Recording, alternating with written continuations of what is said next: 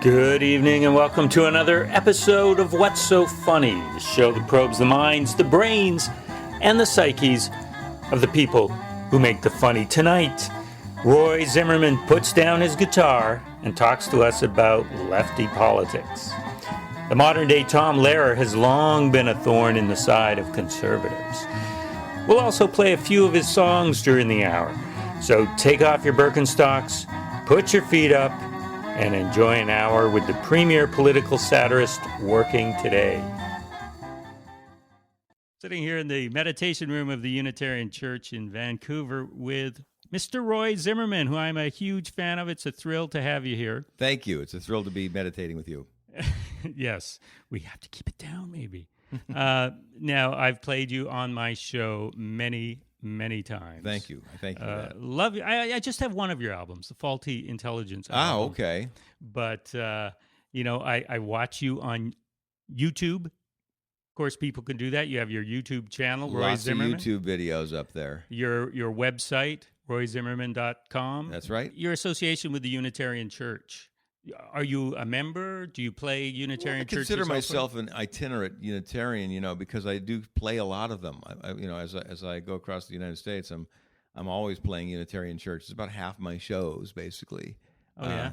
Yeah, because they're a good place to gather together people who are engaged politically and spiritually and unafraid to laugh in church. Nice. Yeah. Yeah. Are they all of the same political bent in a Unitarian church? Some of them are more bent than others. It is a liberal faith. That's the way they describe themselves, So you're likely to find people who are of a more liberal persuasion politically too. So you play a lot of Unitarian churches. You're not a godless commie? I don't believe I am. That's kind of no, I'm not. Certainly not. I'm not godless. I wouldn't even say I'm godless. No, I have a lot of atheist friends, and I do a lot of events. I have a lot of friends who are black. have a lot, and I let them use my bathroom, and and I do a lot of shows for humanist audiences and centers for inquiry, skeptical, this and that, secular students and so forth, right? But I suppose I would come down on the agnostic side of those things. Mm-hmm. And, of course, that is absolutely fine in the Unitarian faith. Absolutely. Is sure. it even a faith?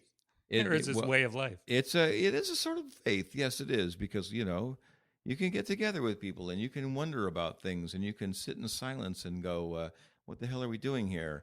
And you can celebrate personal achievements and you can mourn losses and you can do all these things that people of other spiritual faiths do, but you can do it in the context of being human. I see. And that's, I guess, something that the atheists miss out on is, unless they're involved in other groups, is that sense of community, right? They miss out on picnics. And picnics, church picnics. There aren't a lot of atheist picnics, but more and more actually now. There are atheists are getting organized, as you may have seen. A lot of news stories about these billboards that are going up saying "Good without God," and right, and don't believe in God, you're not alone. And these kind of they're getting more positive. Atheism, has this kind of reputation of being bomb throwing, right, like anti-religion thing, and it really isn't that. Oh, no, not at all. There's a side to it, I'll put it that way, that is very positive and human. That's right. And, they're, as you say, they're getting more organized. And in the United States, your home country. Mm-hmm. It's so weird to hear it described that way. Why, yes, it is. You are American. They seem to be like, everything is so divided down there. It seems to an outsider anyway. Yeah. That, atheists seem like, as you say, they're the devil. They're evil people. Yeah. Well, that is the thing, that the divisions get all the headlines. And when you see these clashes of mighty forces, either believers versus non-believers or red versus blue or whatever you want to say, those things attract your attention. But you get people in a room, at a picnic I don't know if you'd have a picnic in a room, but in any case, if you get people together is what I'm saying, then people are people. And people get along with each other and help each other out. And if they're in trouble, they go like, hey, what can I do to help you, That's right. As Stevie Wonder said, there's good and bad in everyone. Did he say that? Wasn't it him? Oh, on Ebony and Ivory. That's right. Oh, yes, exactly. Yeah. Okay. Oh, very good. Now, you're from California, not a Hollywood lefty, because you put your money where your mouth is. Here, you have a suggested donation to come see you perform, but you will not turn anyone away for lack of ability to pay. No, that's a policy I follow at Unitarian shows, which as I say, is about half my shows or so, because I want this to be an available message, to people then too. So you're trying to change minds or open minds? What is your goal? You can't be the goal to try to change people. That's But you mentioned the message. I have a message. Oh, definitely, there's a message, and the message is, "Come on, people, let's get together now." I think that's really kind of what it is. I'm saying that from a lefty point of view, though. So if I take pot shots, they're going to be at the right, pretty much, or they'll be at the left from further left. But the idea that you can change a person's mind is there's some hubris involved with that, I think. Mm-hmm. It does happen that people have written to me and said, "Your song changed my mind." Oh, really? Yeah. That must be a good feeling. Yeah, well, it is in a sense because I've contributed to the process. But I know that there was a process going on where their mind was open anyway. Their mind was, they were inquiring into something anyway. And maybe what I've done is articulated it in such a way that it makes humorous sense. Right. I love often the direction you take is a point of view from the other side, and you're mocking it from that side. There's satire for you. Yeah. Yeah. But not always. And for everybody, I hope. Yeah. It's that's the idea. Is you state the thing that you disagree with most vehemently, but you state it with such conviction that the inherent absurdities of that point of view become apparent. And yeah, of course, and in the most ridiculous. I should clear my throat now because that was very professorial. in the most ridiculous way too, Mm-hmm. but not by misrepresenting their position. Just maybe exaggerating. Exaggerated, perhaps. Yeah, exactly. I mean, that's it right there. If I do a song where I actually misrepresent something somebody said, misquote them on purpose, or right, then I've done a disservice not only to that person, which I don't care so much about, but also to my art, to what I'm doing. It makes my point less effective than if I take their actual words. Jon Stewart is a master at this, Colbert too, just show the clip. Just show what they said, and then smirk. That's it. That's all you got to do sometimes. Right. Yeah. I've often thought that you would be a perfect correspondent for one of those shows, a musical correspondent, something that they haven't had. We are of a mind, and we keep knocking on that door. They're not interested in well, music. They're interested. It's just they have their thing they do, Everybody has their thing they do. And it's once you've got a successful formula, it's really hard to hear from somebody who goes, "Hey, this is great. You should change it." Right? Well, my son asked me today, "Is this another Vietnam?" I said, "Son, it's go ask your mom." It brought back such precious memories of my days in business school. My favorite stool. Then my wife said, "Hey, I'm worried 'cause they're starting to deploy." I said, "Honey, don't be silly. We'll send someone else's boy. 'Cause we all make sacrifices. And in a war, that's what the poor people are for." I said, "Fight on for freedom's sake, long as I don't shake and bake." Chicken hawk. Call me a chicken hawk. Chicken hawk. Proud to be a chicken hawk. A loyal armchair jock. Let's check that Lockheed stock. I didn't walk the walk, but I could talk the talk. Bok, bok, bok, bok, bok, bok, bok, bok. Just because you might have seen some action there on the front line, don't insult the guys who served their country here on the back nine. I was gung-ho for gun and ho, but I just had other priorities, like feeling more at ease. I said, bomb them to hell, but I'd rather not be Kentucky Fried. Chicken hawk. Call me a chicken hawk. Chicken hawk. Proud to be a chicken hawk. Watch while I bring democracy to all Iraq. I didn't walk the walk, but I can talk the talk.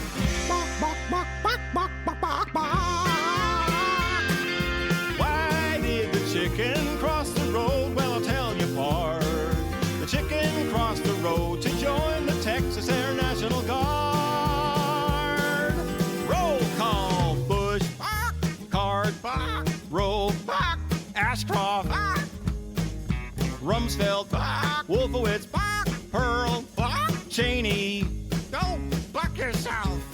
O'Reilly, Hannity, Hume, Bennett, Crystal, Limbaugh, Hastert, Gingrich, Lot Delay, Chicken hawk. Call me a chicken hawk. Chicken hawk. Proud to be a chicken hawk. Watch while I bring democracy to all his luck. I didn't walk the walk, but I can talk the talk. Bark, bark, bark, bark, bark, bark, bark, bark. Let me make this perfectly clear. The buck stops here. I'm going to ask you a question you've probably never been asked before. Okay. What defines you more as a person, your music or your politics? Well, in all honesty, you asked me that just a couple of minutes ago before the tape was rolling. So I take back that handshake that we did because that now you've asked it twice. I didn't like your answer the first time. Oh, okay, good. I'll change it up then. I'm a Yugoslavian first. No, that's not right. No, really, a musician. I'm a musician, by nature. That's what I am by nature.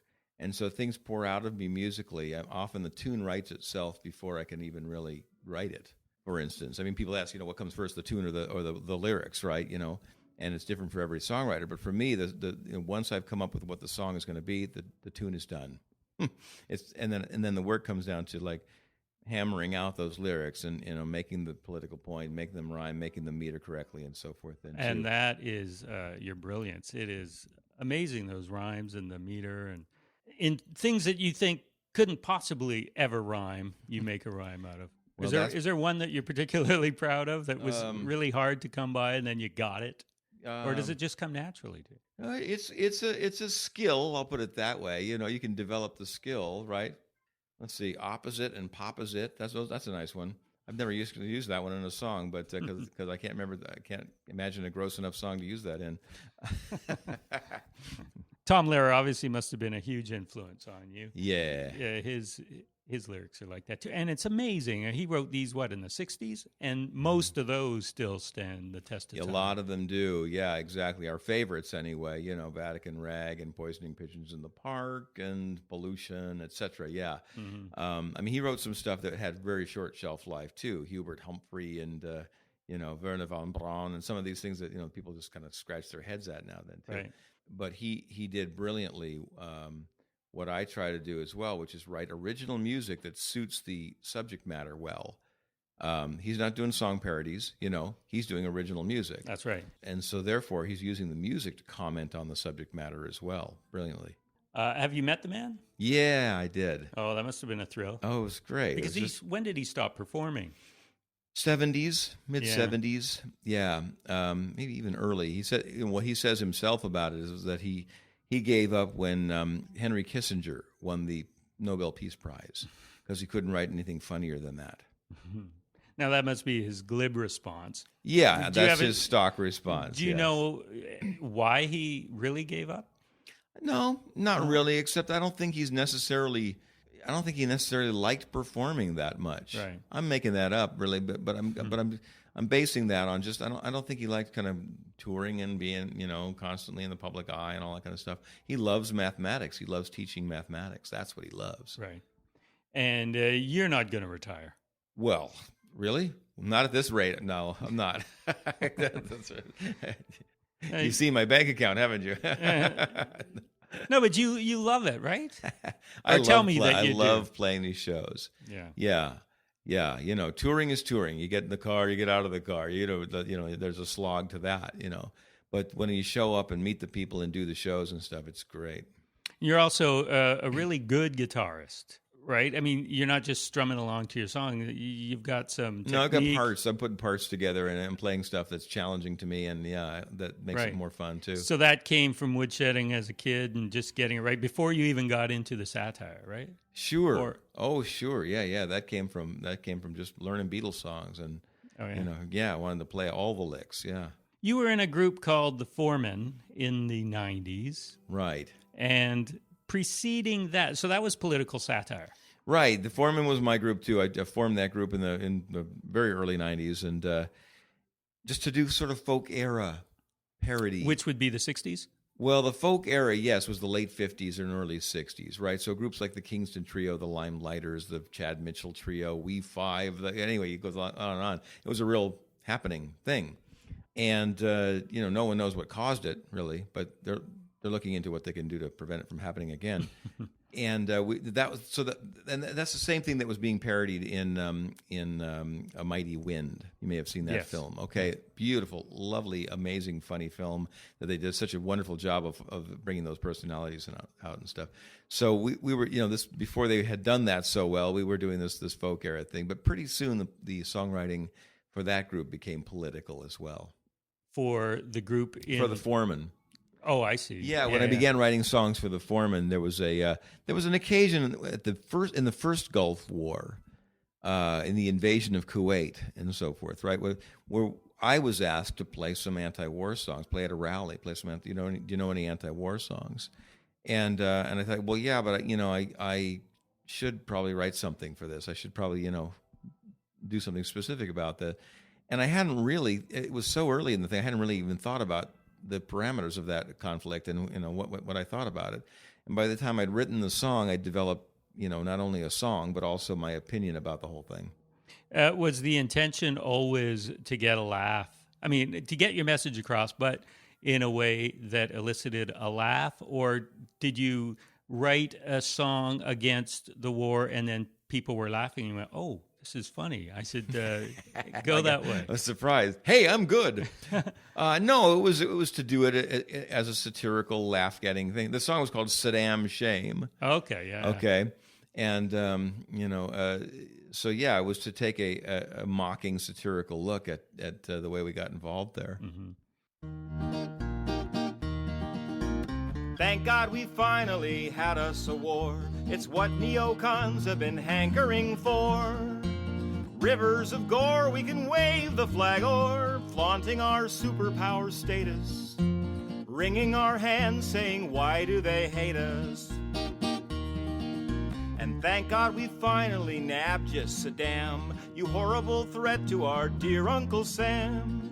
After you spent 9 months eating goat on the lamb, while we liberated your country, slashing and burning and saving just one tree, the Ministry of Oil. Saddam Shame, Saddam Shame, we all had to learn your damn name. Only 3 questions remain. Hussein, Hussein, Hussein. Iraq is the front in the war against terror. Might be because we invited them there, or perhaps there's some terrible clerical error. Maybe a faulty equation, like 911 equals U.S. invasion. We are not nation builders, we know that for certain. We're building the sovereign state of Halliburton, ignoring the guy there behind the big curtain, driving around feeling groovy, a star-spangled banner on every SUV. Saddam Shame, Saddam Shame, we all had to learn your damn name. Only 3 questions remain. Hussein, Hussein, Hussein. We put you on trial for a jury of your peers, 12 bloody dictators with no careers, to decide how you'll spend your retirement years and your legacy now that you've fallen. Hitler but littler, or Stalin but a smallin'. It's an interesting story how we came to hate you. If you'd never existed, we'd have to create you and send Donald Rumsfeld to interrogate you and fillet you. You were ruthless and cruel and you knew it. You oppressed that whole nation, now how did you do it? Saddam Shame, that's my Donald Rumsfeld impersonation. I'm an abstract impressionist. Hussein, Hussein, Hussein. We shocked 'em and awed 'em and went to the showers. Mission accomplished, hey, where's all the flowers? The tyrant is vanquished and Baghdad is ours. I mean theirs. the incoming Iraqi government, or as they say, the Iraqi government, incoming! Still, you'd have to say somebody screwed you if your travel agent sent you to Fallujah. Saddam shame, we all had to learn your damn name. Only 3 questions remain. Hussein, Hussein, Hussein. Yes, only 3 questions remain. Hussein, Hussein, who knows? This is John Wing, and you're listening to What's So Funny on CFRO, 102.7 FM in Vancouver, and all over the globe on the internet. What is so funny? Funny songs always, pretty much. Yeah. Before the Foreman, I had a duo called the Reagan Brothers. This is during the comedy boom years of the 80s, and so Playing comedy clubs? doing that kind of scene, right? How did the stand-ups take to you? Well, I got a lot of friends who are stand-ups. Yeah, Do you? And a lot of what I do now is just in between songs is really just stand-up comedy essentially. Yeah, I know, but a lot of stand-ups, as soon as you bring an instrument on stage, you're like a prop guy or something. Right, prop comic. Right, Yeah. exactly. But here's the thing: all stand-ups. Not all, but the presumption is that you want to be a musician. You really like to be a musician. Yeah, they want to Right? be rock stars. Sure. Yeah. It's just like, like the dentist wants to be a comedian. It's everybody wants to be something else, right? So as soon as they realize you can play, Yes. that you're not just banging out, like song parody nonsense, like they've heard 100 times or whatever, but that you're doing something original and you can actually play some rock and roll or whatever. Then there's I get props for that. Was there, you get props for your props. Yeah. Was there ever a temptation to go that parody route, song parody route? What led you to the original songs? Just Not your a own temptation creative? for me because as I say, the music comes pretty quick. So, and I love writing the songs, writing the chord changes, writing the harmonies, writing, the constructing a melody, everything about songwriting. I love it. So no, there's no temptation there to really just write lyrics to somebody else's songs. Right. How fast can you put together a song? It depends. It totally depends. Some songs fall out really quickly, and sometimes that's because I've been thinking about them in the back of my mind for a long time then too, and the actual writing process doesn't take long. And some songs I've just sort of come up with, and I have to bang them out and go through many rewrites and scrap them and come back to them years later sometimes and write and until they're finally in some kind of performable shape. What informs your politics? Were you always left-leaning progressive person as a kid? Was your family that way growing up? No, I grew up in a very conservative family, and so it's interesting to me that I showed up. For many reasons. How do they take to your career? Well, my family is very supportive, and even when they disagree, I'll put it that way. Right. But it is a natural outpouring for me of political thought and how the world works and how things ought to go. Was there a moment in time, or maybe as a teenager or college, where something happened or was it just more of a gradual? Very gradual. I needed to kind of discover it for myself, and as I say, writing the songs, writing Saddam Shame and these other songs, starts to solidify, to congeal my politics. Do you find yourself fighting against encroaching conservatism as you get older, as a lot of people do? You mean just the natural function of aging that makes you? Yeah, maybe not on the macro level, on the micro level, or yourself, or something that you're maybe more conservative now than you were in your 20s. No, I don't see that. I mean, I know that is a function sometimes of aging, but I've met I've played this beautiful event in Los Angeles, for example. They have a yearly event there that raises funds for Sunset Hall, which is a retirement home for old lefties, right? So this place is full of people who were blacklisted in the 50s Right. and people who were wobblies before that, like labor organizing people before that and all that stuff.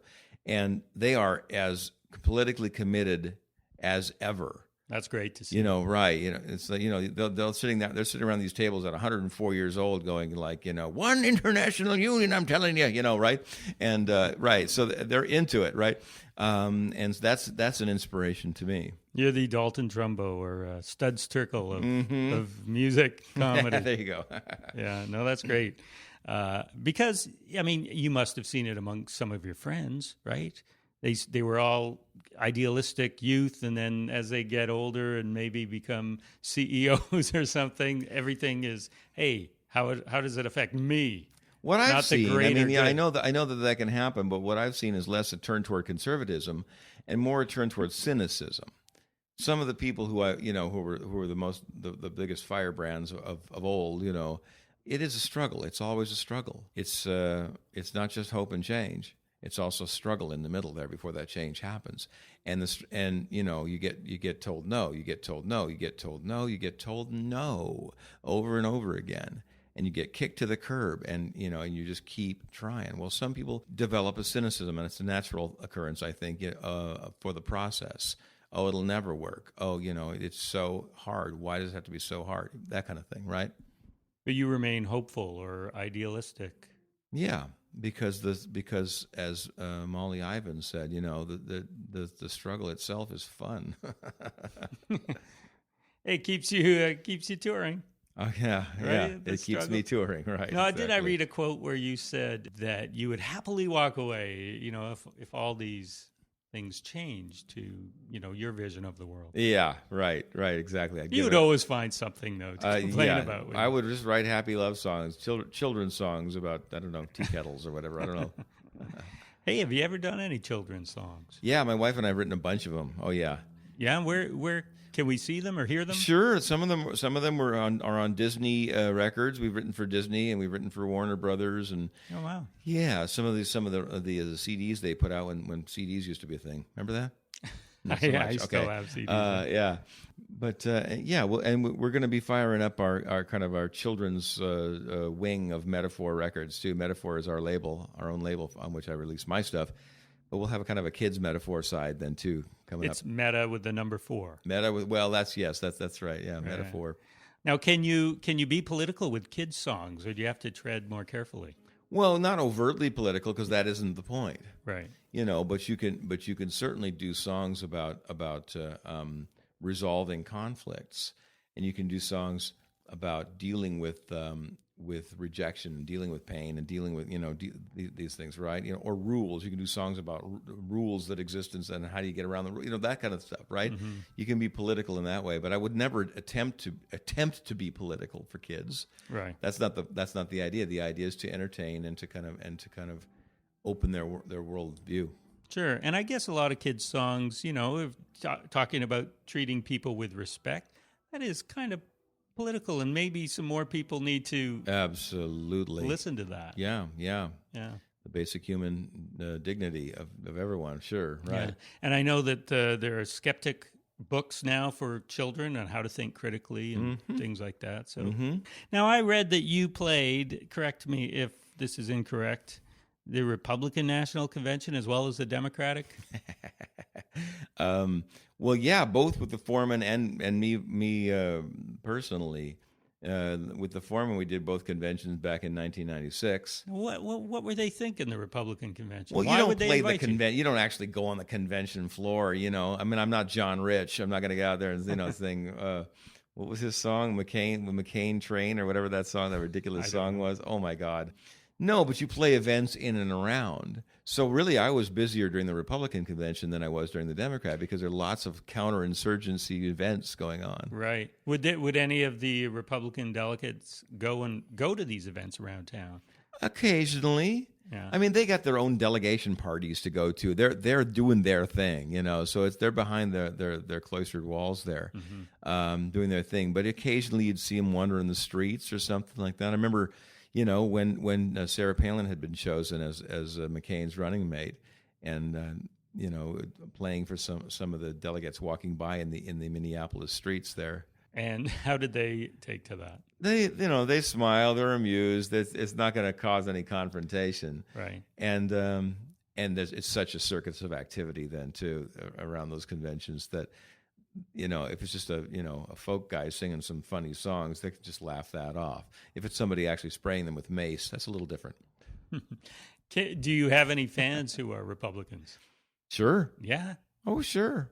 So, I mean, because I often wonder, most comics, Dennis Miller excluded, maybe Nick DiPaolo, are more left-leaning. Yeah. Whether they hit you over the head, Why with is the party. that? What's your theory about that? It is the side more your critical thinking. You there you treat go. I think people you're with getting at it right respect, there. right? I mean, If maybe, you make a joke about something, you're pulling it apart. You're saying what makes this tick. right. And if it's a good joke and it resonates with people and all that stuff, there's some truth to it as well. And so, generally speaking, if you're thinking critically and you're picking something apart and you're finding the truth in it and all that stuff, generally thinking you're on the side of what's really happening out there, not the side of like mumbo jumbo and prejudice and kind of doctrine, for doctrine's sake and all that. And you're going to find yourself on a leftier side of things. That's just true, I think. And that's why the left is more fractured, I guess, than the right. Because the truth is so much more of a prism, right? If you see the truth through lefty lenses, you're seeing it refracted, and you're seeing all the colors of that truth, right? Where if you see it through right wing glasses, it's laser sharp. You're so focused on the truth because the truth is one damn thing, right? It's just not the way reality really works. So these fans of yours that are Republican, do they just admire the music? They're not really listening to the message. They just go, "Oh, it's cute, it's fun." No, because they're people, and they're smart people, and funny people too, and recognize the humor in themselves, or the humor in a point of view, or even just a well-constructed joke. Yeah. Right? If I can laugh at a well-constructed right-wing joke.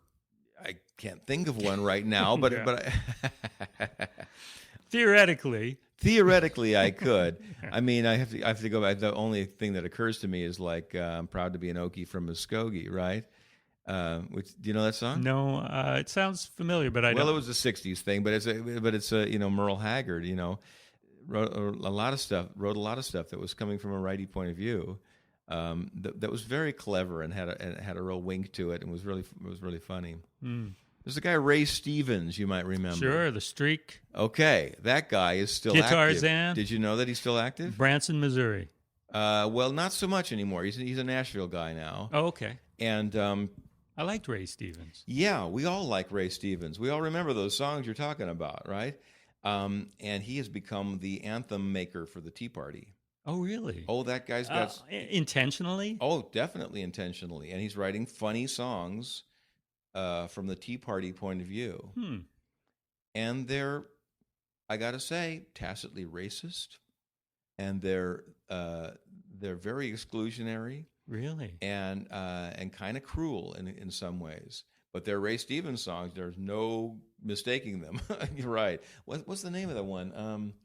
Shoot. Mr. Obama, you're going to have to find yourself another line of work or something like that. There's some, and he's got the goofy videos with himself in various different costumes and sticking his face right in the camera and stuff. And oh, wow. Ray Stevens, yeah. That's disturbing. Icon of my childhood. Yeah. Yeah. I don't know, because he wasn't political when he was doing those other It was songs. all just kind of social nonsense like that, yeah. Yeah, right. So maybe Although he was always Ahab like the that. Arab, that was a clue right there. Ahab the Arab, Right, that's that right. was a But that was clue. a different time, Roy. It was a different Some time. people talked.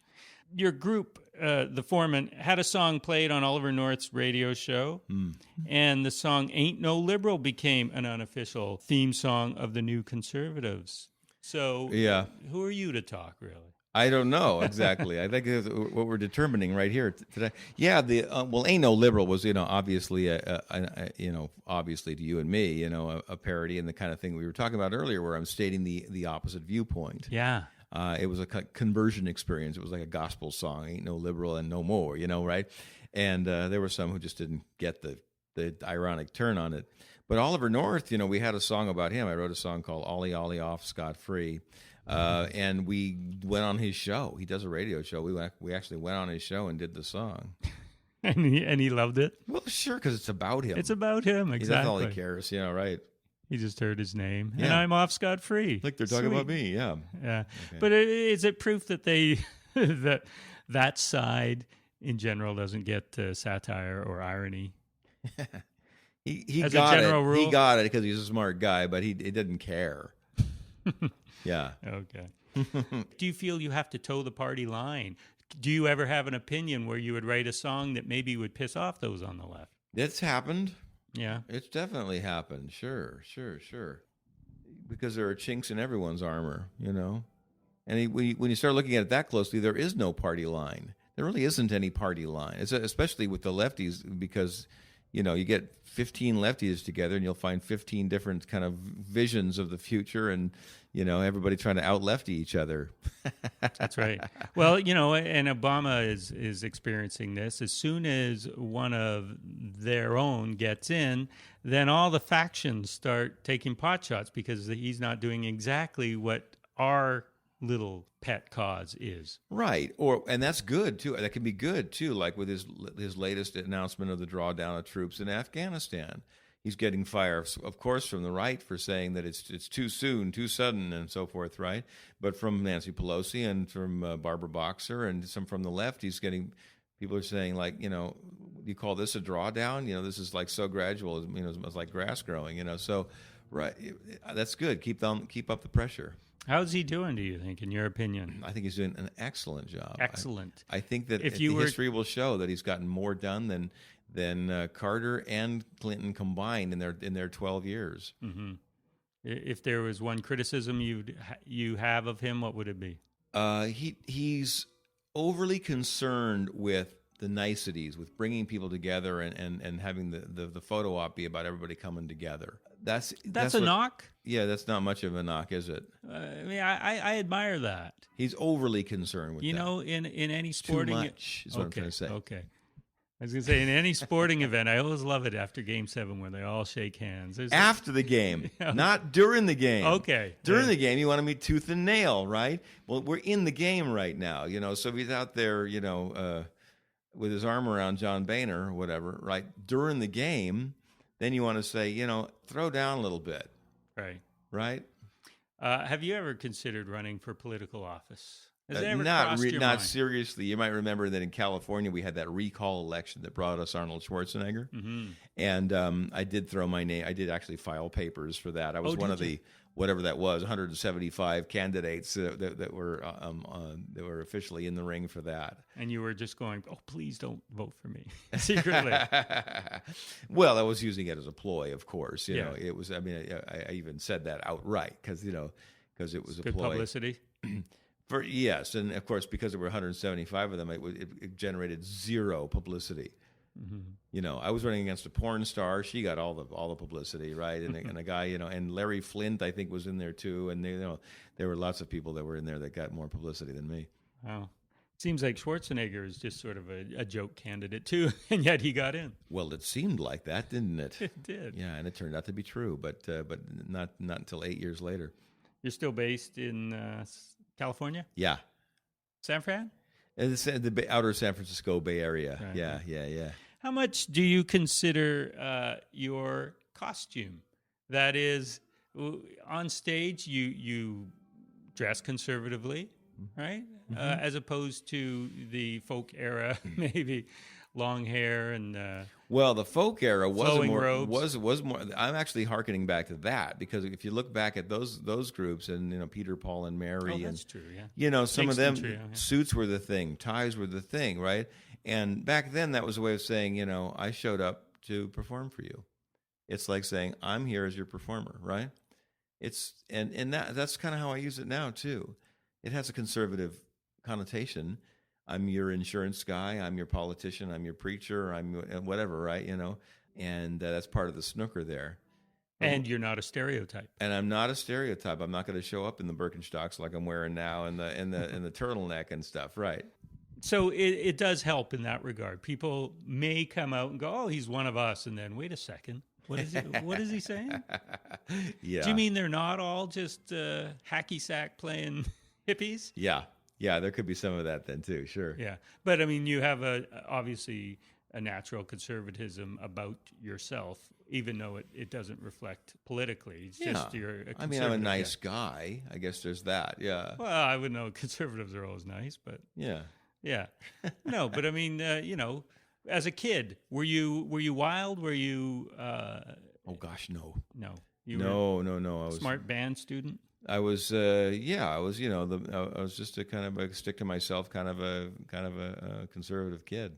Yeah. Yeah. How many tunes do you think you've written? You're very prolific. Over 1,000. 1,000, yeah. Yeah. Have you ever put out a music book of them? I'm starting to do that of some of these songs because people are interested in playing them, and I would love to have that happen. So I'm starting to put together. That's one of my back burner projects, along with learning how to play ragtime piano and speaking German. But yeah, Seriously? Sure, I'd love to do that. Those things, right? Yeah, but songbooks are in the offing. I'll put that. I know you have some videos where you're showing people how to play your tunes, right? Because people want to play them, yeah, and you don't mind that they're out there, as long as they attribute the songs to you, I guess. I want those songs to be out there. It's it's the Pete Seeger tradition of pick it up and play it. It's a folky song. Pick it up and play it. And you mentioned about the songwriting process, how the real tricky part is getting the lyrics just right? Yeah. The music comes more easily to you? Yeah. That's right. There are a lot of funny songwriters, I'll put it this way, and a lot of funny songs that are essentially one-joke songs. And I'm sure you've heard a lot of these. I'm sure you don't play a lot of them because once you've heard the joke, and then you have to wait 3.5 minutes for it to be over. Right, it's just repeated over. It's the same joke, right? Or it's a restatement of that joke or something, right? And that's a pitfall, I guess, that a lot of funny songwriters can fall into. So I try to do a number of things with my songs. Try to make them go someplace, start someplace, and go someplace else. So there's a progression through the song of some kind, and try to contain some analysis in the song, not just take pot shots, but say, here's why that's happening. Here's what I think could be different. Here's what, all in a funny sort of way. And your songs are very dense that way. There's a lot to chew on. So am I. And there's a lot to chew on. Yeah, each verse, the chorus. Right. I almost never repeat a chorus word for word. Almost never. Yeah, and so that keeps the listener hooked in throughout the course of the song. Right. It makes it impossible to sing along. No, they're great. What are some of your favorites? I mean, you say you've written 1,000 maybe. What are some Only of your about 850 of them are my favorites, though. Or some that have resonated the most with people. Defenders of Marriage. That is I think I played that just a couple of weeks ago. It's right, a great and tune. There's a good example of an issue song that's had some legs, and I wrote it 15 years ago, but and just 2 days ago we saw the state of New York legalize same-sex marriage. Became the sixth state. The sixth state, but the first state to actually do it legislatively. The first state to actually take it to their legislature and pass it as a law. It's happened in the courts, in other words, in other ways, right? That's a little bit more tenuous. You have your state legislature do it. It's really hard for people to come back and say, "Oh no, we didn't really mean that," or whatever. It's really hard to overturn. So that's huge progress like that. And so that to answer your question, and that's a song that a lot of people have covered. It's on other people's albums now, which I kind of like, and it's a favorite. Oh, is it really? Yeah. Oh, yeah, that would be great. Yeah, Ann Feeney has done it, and Charlie King has done it, and the Prince Michkins have done it, and David Anderson, and so forth. Anyway, there's a lot of people. A man should only lie to his wife, the Bible said. Yeah. Not with another person who's a guy. Yeah. But no, it's a great song. You butchered it, but it's okay. I'll play it. Okay. We'll insert it. We'll play it. Okay. Everyone will get it. All right, good.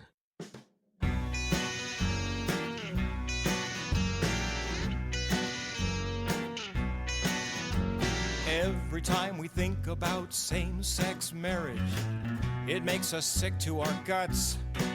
I mean, to people who want to commit to a stable, monogamous, lifelong relationship, what are they, nuts? It's unnatural.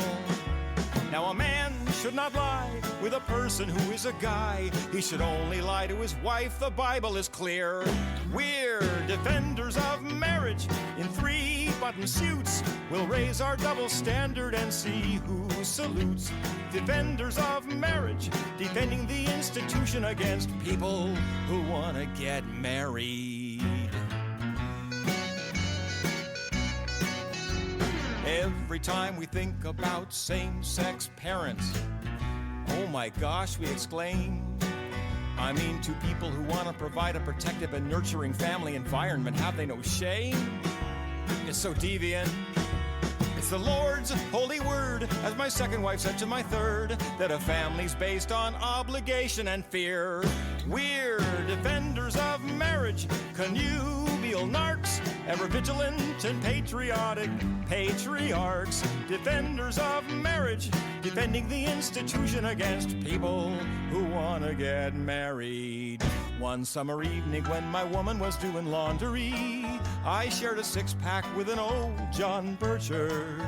And oh so wisely he imparted an ancient quandary to ponder. He said it's nature versus legislature. Are people born gay or do they turn gay just to piss off Dick Armey? We're an army of dicks with a militant stance. Let's get the government out of our lives and into our pants. Defenders of marriage, defending the institution against people who want to get married and have their insurance carried and be beneficiaried and be next to the ones they love when they are buried. This is Derek Edwards. You're listening to What's So Funny with Guy McPherson on CFRO 102.7 FM on the dial here in Vancouver. Creation Science 101. I love that one. Yeah, I like that one too. That's made a lot of friends for me amongst these people I'm talking about amongst the science nerds and the skeptics and humanists and secular students and so forth. Yeah. Mm-hmm. And again, just I guess it's representative of all your songs. So it's so dense and brilliant, and the rhyming scheme and everything there's so much there, and musically too, right? It was got a great hook. Yeah. That's an interesting one to play and sing at the same time. That's one where I had to write the guitar part and then actually learn it myself and learn how to play and sing it at the same time. Mm-hmm. Go to school on it a little bit. God made the world in 7 days. Well, that's 1 week to be specific. Now that's what I call scientific. Say hallelujah, sing his praise, 4042 BC. On Monday, August 27, he made the earth and sky and heaven. Then he punched out at 5:03. Then he made Adam and then Eve. The garden for them to inhabit. The apple right where Eve could grab it. And I got proof cause I believe creation science 101. In the beginning it begun. And you are just beginning to educate yourself when you shun evolution. Then Cain and Abel he begat, and they begat all of the rest to us, which means they must have been incestuous. I'm gonna have to pray about that. There might be sinners in this class who might believe in Charles Darwin. I guess that's just their loss and our win, because I'm gonna flunk their ass if you make Genesis your text.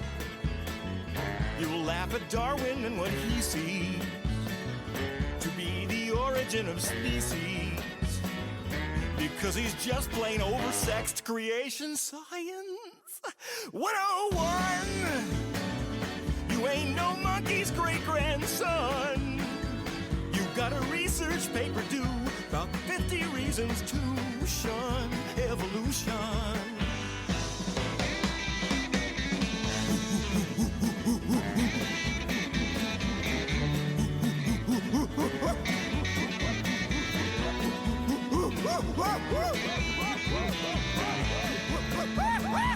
Don't let them hand you that old jive about survival of the fittest.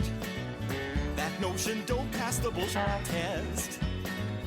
Cause look at me, I'm still alive. God made the world just like it is. He made the fossils just to tease us, old bones to test our faith in Jesus. Yeah, this'll all be on the quiz. Creation Science 101. Now Armageddon, your homework done. 'cause when this semester's through, it's straight A's for students who shun evolution. The kids get such an education when they shun the heretical theory of the development of life on Earth over millions of years by means of spontaneous genetic mutation.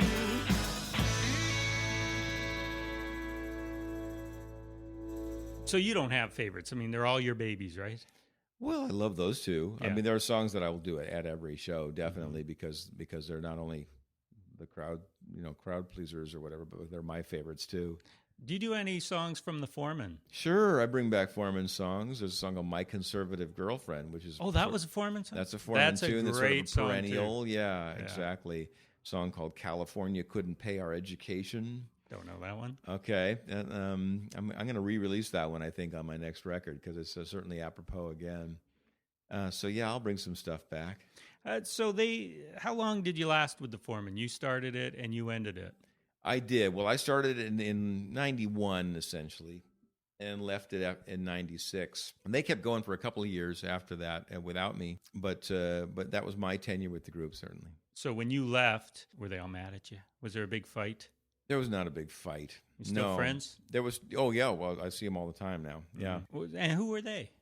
Well, Andy Corwin was the bass player for the Foreman, who is now the bass player for the Limelighters. So the group of old, the very group, one of the groups that the Foreman was based on, he went and took up that position with that group. And Kenny Rhodes is a TV producer these days, and Doug Whitney works at McCabe's Guitar Shop in Santa Monica. Put a little plug in for McCabe's in case you're ever down in Santa Monica. When you broke up from that group, you walked away with a solo career in mind. Yeah, well, I'd it begun just writing. Yeah, sure. Yeah, I begun writing songs that were more kind of appropriate for one person to do than for a folk group to do, and so I just thought I'd put my shingle out, hang my shingle out there, and see what happened. And do you ever miss having a band behind you? I Oh, know yeah. on your album sometimes you get bigger arrangements and Yeah, recording is fun that way then too. Yeah, I miss singing the harmonies and the camaraderie of being on the road with other people and all that stuff then too. But it is cool to get up there by myself and have freedom with the stage and freedom to really play with the audience too. do you get any reactions from the rich and powerful, the people that you're lampooning? You mentioned Oliver North. Any other people that you maybe hear through the grapevine or directly? There was one that I wrote a song about called "Ted Haggard is Completely Heterosexual," Yeah. because that was the headline, after his miraculous conversion. And it got around to him. He actually heard the song, and I have a quote. I wish I could remember it word for word, but he did respond to the song. There's a guy doing a song about me that's it's bad. I mean, it's funny, it's well done, but it's bad. Great. He couldn't quite make up his mind about it, but Yeah. Strangely. But he is, of course, completely heterosexual, so he couldn't deny that. Well, actually, and about a month ago, he said that I guess if I were pressed to say it, I would identify as bisexual. That's what he said. Oh, really? Yeah, so there's a crack in that door now. No pun intended. No, certainly not. But I think that's to his credit to kind of come. It's just a long journey for him. So that's come around to coming out, I guess. Yeah. Is that a song you can fill in the blanks with? Somebody else? I mean, because these preachers are always getting into. Oh, I see. Yeah. There have been subsequent versions of that song. There politicians too. Larry Craig was completely That's heterosexual, and George Riekers is completely heterosexual. I don't remember George Riekers, but you have to still change the details slightly. Oh, that's the fun of it. Sure, change the details, and the details are where the juicy kind of jokes come. Sure. Mm-hmm. Now, Tom Lehrer says you've reintroduced literacy to comedy songs. I totally concur. Joni Mitchell says your lyrics move beyond poetry and achieve perfection. Yes. Some nice praise. Definitely. Do you wish for more mainstream success, or you just love doing it the way you're doing? I mean, we mentioned the Daily Show would be awesome if you were a musical. Well, I love doing what I'm doing, and I want it to be as successful and reach as many people as it can. Obviously for your bank account, but also just the message, right? Sure. Yeah. The more money there is in my bank account, the more people I'm reaching. I mean, there is a direct correlation, isn't there? Right. Mm-hmm. So I wish for success, of course. Now, and the more success you get, the more people take in pot shots at you. We've seen it with Michael Moore, right? Well, yeah. I mean, I think if you're doing something egregiously that goes against your own message, that the pot shots are deserved, definitely. But there's a function with the Michael Moore thing, particularly. There's a function of just attacking the person rather than the policy, attacking the person rather than their message. Michael Moore doesn't do anything with his money that's like luxurious, or he doesn't Certainly not a wardrobe. There's not a lot of hypocrisy there. It's not hypocritical to make money. It's not hypocritical to be wealthy, and we can point to any number of wealthy philanthropists and entertainment people and so forth who do good work. Right. And so argue with the argument. Don't argue with the person. Where do you see your country right now? I mean, New York just passed the gay marriage, and yet you have the Tea Party. Is it becoming more progressive slowly? Is it becoming more conservative? Here's my metaphor. America is a 57 Chevy that veers to the left but lurches to the right. You should put that in a song. Maybe I should.